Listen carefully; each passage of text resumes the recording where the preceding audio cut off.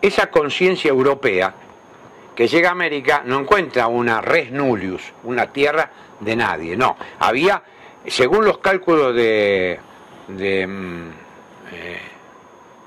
Rosenblatt, que era un profesor que estuvo acá en Argentina, que era un profesor rumano de origen judío, que después se fue a vivir a Venezuela, don Ángel Rosenblatt, que fue profesor mío, y trabajó toda su vida sobre el tema de la población para desmitificar. Quiere decir que Rosenblatt no se le puede decir que sea indigenista, no se le puede decir que sea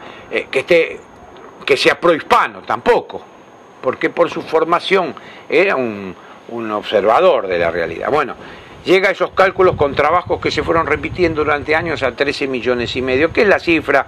Hay otros que dicen 16, pero esa es la cifra, ¿no? No es como dice el indigenismo 120 millones, que acaba de decir Chávez, dice 120 millones, es una barbaridad, un despropósito, no es.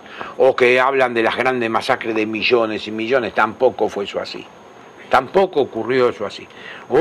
Las masacres se hubo, sí. Primero fueron en los primeros años de la colonia, esto hay que reconocerlo. Y segundo, el tema de la enfermedad, el tifus, la gripe, cólera, sífilis. Esto es lo que diezmó a estas poblaciones que no tenían anticuerpos. Esta es la realidad. Y si nosotros no conseguimos esto, siempre lo conseguimos como una especie de América, como un lugar donde de la matanza. Compramos la famosa leyenda negra. El genocidio que se ha extendido por todos lados como una mancha de polvo, es una idea absolutamente acrítica. No tiene sustento. Pero bueno, dejemos de lado este tema. Llega este hombre y se encuentra. ¿Y qué manifiesta esta cultura? ¿Qué es lo que le queda de toda esta cultura a este hombre que llega? Que a su vez tiene tratos. Porque hemos hablado que la identidad no es la de todos por igual, donde uno se prefiere a sí mismo y se construye. El inmigrante que llega a América es un hombre seguro de su identidad, que lo primero que hace es casarse con una criolla. Es lo primero que hace. Si viene con una de la parentela de allá, se casa. Pero si no, se casa con una criolla. ¿Por qué? Porque no tiene problema en perder su identidad. Los hijos, ¿qué son? Los hijos son criollos. Ni tan europeos ni tan indios, criollos. ¿Y qué le aporta el mundo criollo a esa conciencia? Un tema fundamental que yo lo he tratado en su momento, que es el tema del tiempo. El tiempo, en la conciencia ribeña, europea, española, alemana, italiana, francesa, inglesa, árabe, judía, aunque estos son ya conciencias orientales, pero bueno, tomámoslos como habitantes, manifestaciones que llegan de Europa. Llega ciudadanos, ¿no es cierto? Entonces llega esta conciencia y se encuentra con que el manejo del tiempo es distinto. Y comienza a producirse una simbiosis interesante en la propia conciencia. ¿Por qué? Porque para el europeo el europeo viene midiendo desde el siglo XIV el tiempo con reloj, que inventan el reloj mecánico.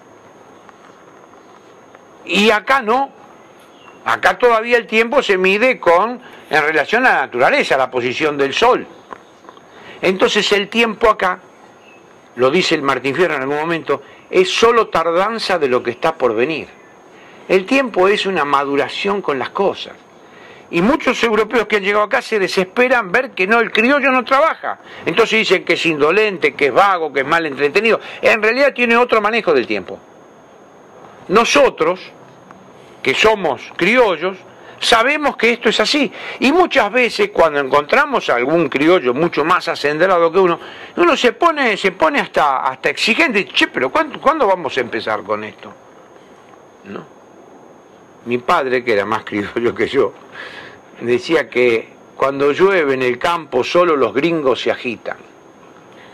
Porque decía que, claro, porque él llovía y se iba a un galpón y se ponía a trabajar unas sogas. Y había unos gringos que habían venido a vivir en unas chacras, y el gringo en el campo estaba con las vacas, corriendo las vacas, porque las tenían que ordeñar, y mi papá decía, no, las vacas van a entrar solas, o poniendo un palo, o con un capote, arreglando un alambre. Cuando llueve en el campo solo los gringos se agitan. ¿Por qué? Porque ellos tenían la visión del tiempo europea, no la americana. Entonces, esa simbiosis es una simbiosis de valores y de tiempo. No es que somos una cosa o la otra, no, somos estas dos cosas. ¿Qué es? Es algo análogamente diferente al europeo y análogamente diferente al indio. Nosotros somos análogamente diferentes. ¿Por qué? Porque tenemos esa cuestión del tiempo, como madurar con las cosas. El tiempo es solo tardanza de lo que está por venir, dice el Martín Fierro. Eso. El tiempo no dice es la medida del movimiento. El tiempo no es el paso del antes al después. No, no. El tiempo es tardanza de lo que está por venir. Bueno, hay que esperar. El tiempo como espera. Por eso los contratos, incluso las compañías hacen contratos en Venezuela, en Argentina. En Argentina no tanto, pero en Venezuela, en Bolivia, en Perú.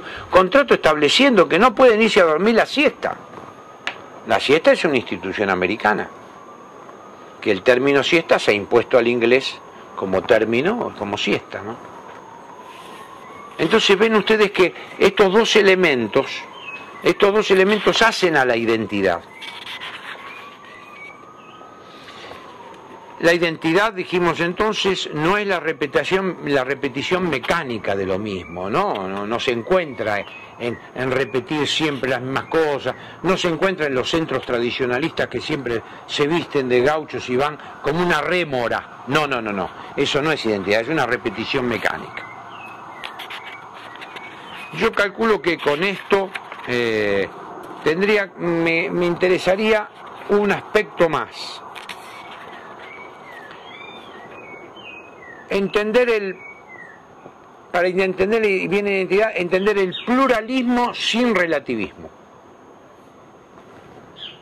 Nosotros todos sabemos que el mundo es diverso y hay muchas culturas, que el mundo es plural, pero ese pluralismo es entendido por el igualitarismo como un relativismo.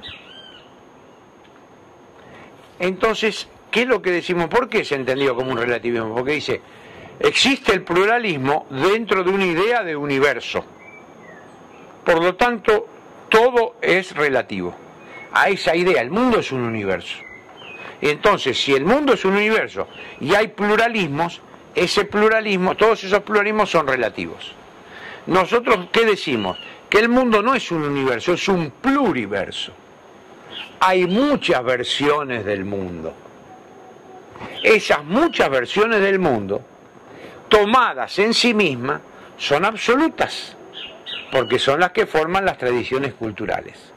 Pero al mismo tiempo, esas múltiples versiones del mundo, o versiones plurales del mundo, son relativas, pero unas a otras, no en sí mismas. Entonces eso hace que los valores de esas tradiciones culturales no se licúen. Esto es lo que quería decir como una meditación sobre el pluralismo sin relativismo. Con lo cual está dicho todo lo que teníamos que decir en esta segunda sesión.